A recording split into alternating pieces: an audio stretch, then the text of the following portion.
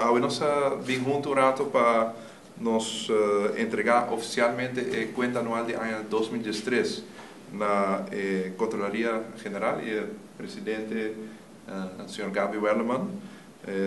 Nos na ano setembro de ano 2012, o ministro de Finanças anterior, Sr. Mike de Mensa, had inhaal de achterstand de ano 86 teco 2011, conjuntamente com a Controlaria General, Departamento de Finanças, CAD, e tempo também tem sustento de parte de Stichting Overheidsaccountantsbureau de Corsou, e a percorrer para processo muito importante para o manejo financeiro do país Aruba começar essa rotina conta anual oficialmente arriba na tempo para entregar na parlamento.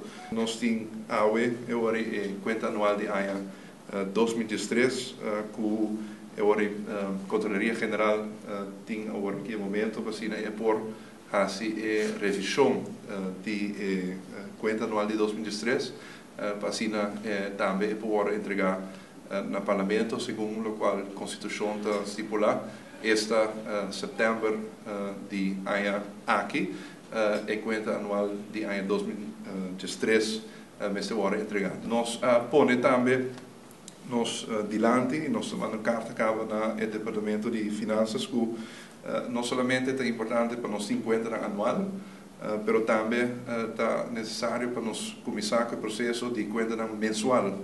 Também que o será de forma correta, para também o manejo financeiro para melhorar do país Aruba. Nós começamos a pedir para o prometo 6 lunas de ano 2014, o será de uma forma correta, para nós poder reportar cifras, para nós poder discutir e como o pressuposto trabalhando versus o uso de fundos que o país Aruba e o Parlamento proximamente aprovar.